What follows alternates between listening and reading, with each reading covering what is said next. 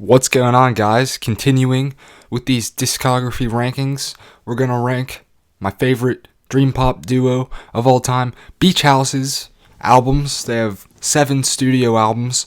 I just recently got through listening to all of them. I've been a fan of them for a few months now, and they are fantastic. So let's just hop right in.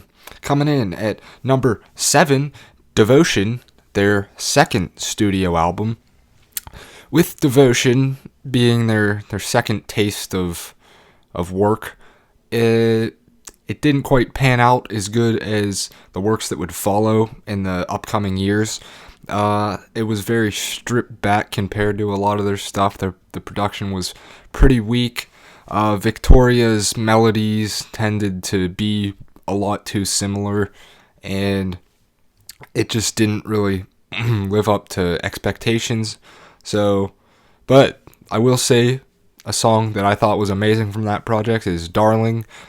But other than that, I thought it was pretty bland. I'd give it a 5 out of 10.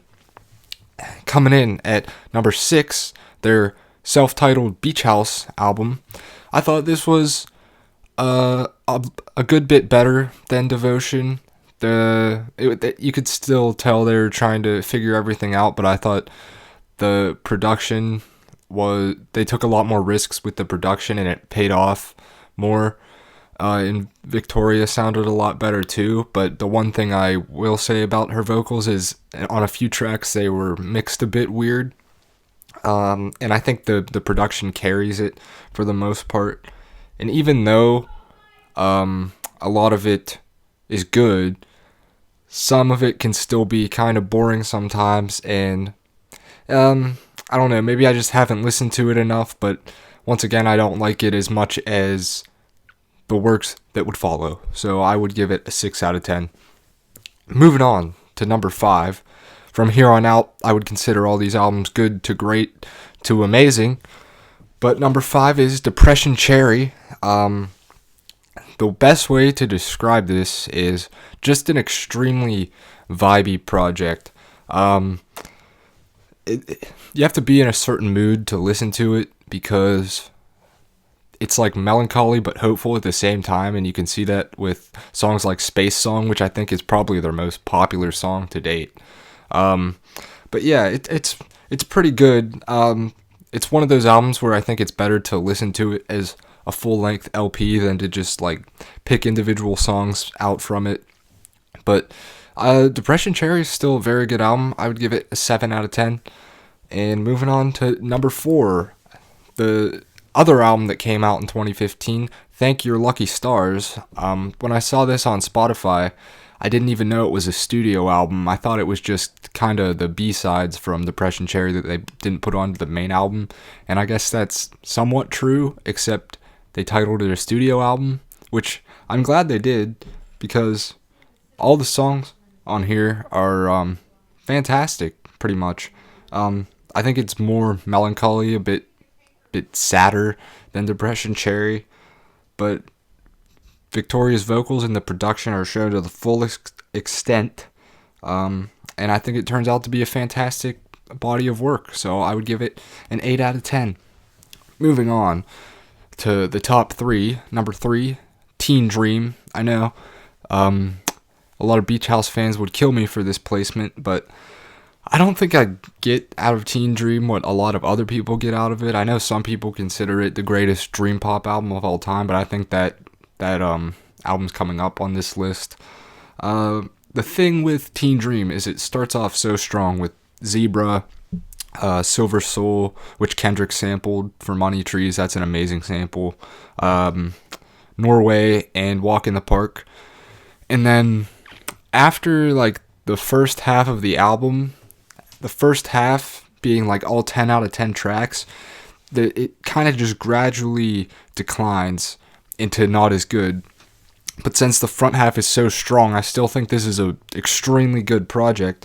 It's an extremely indie album. It's an indie classic, I would say.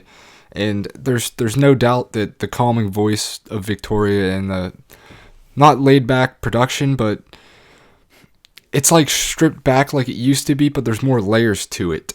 And I think the way that Victoria sings and the way her vocals match with the music would give most people chills. It certainly gave me chills when I first heard it. And it's really beautiful. I would give it an 8 out of 10. Moving on to number 2, Seven. The album's called Seven, so not to be confused.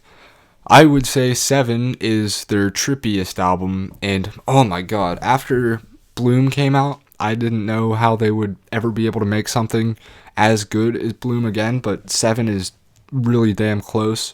The way it starts off with Dark Spring, a sort of shoegazy mix with dream pop, and then it goes into a really calm Pay No Mind, and then it goes into probably their trippiest song of all time, Lemon Glow.